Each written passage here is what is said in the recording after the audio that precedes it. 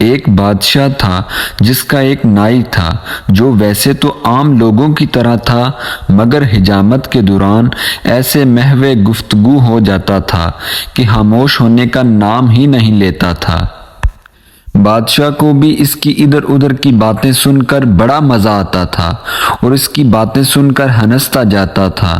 نائی کی ایک عجیب عادت بھی تھی جس پر بادشاہ کو غصہ بھی بہت آتا تھا، مگر اس کو عادت سے مجبور اور بے وقوف سمجھ کر خاموش ہو جاتا تھا۔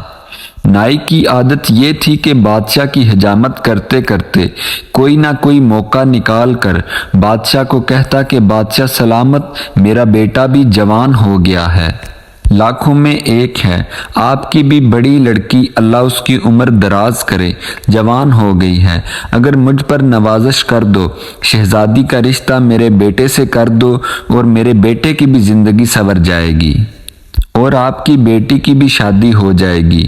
نائی کی یہ بات سن کر ایک طرف بادشاہ کو غصہ آتا تو دوسری طرف ہنسی بھی آتی، اور کبھی کبھار جب وہ ہنسی مذاق کے خیال میں ہوتا تو ہنس کر نائی سے کہتا، اچھا کچھ مہلت دو تاکہ میں رانی اور شہزادی سے مشورہ کروں۔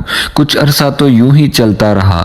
آخر ایک دن بادشاہ نے اپنے وزیر سے مشورہ کیا اور اس سے پوچھا کہ وزیر تم عقل مند ہو، اس بات کا پتہ لگاؤ کہ نائی مجھے کافی عرصے سے اتنا تنگ کر رہا ہے، تو کون سی ایسی بات ہے جس کے بل بوتے پر مجھ حاکم سے رشتہ مانگ رہا ہے؟ وزیر نے بادشاہ کی اس بات پر غور کرنے کی اجازت مانگی۔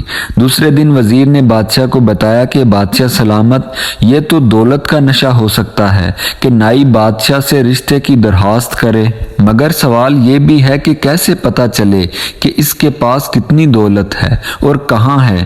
آخر وزیر نے بادشاہ سے مشورہ کر کے نائی کے گھر ڈاکہ ڈلوایا۔ ڈاکو نائی کے گھر کا سارا کچھ لے گئے۔ وزیر اور بادشاہ نے سمجھا کہ نائی اب اتنی جرأت نہیں کرے گا، مگر ایسا نہیں ہوا۔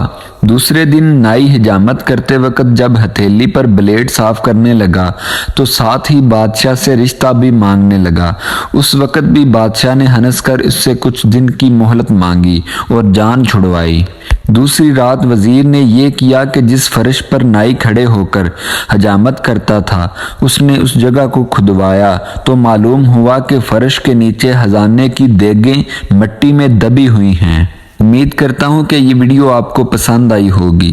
ایسی ہی مزید ویڈیوز دیکھنے کے لیے ہمارا چینل ضرور سبسکرائب کر لیں۔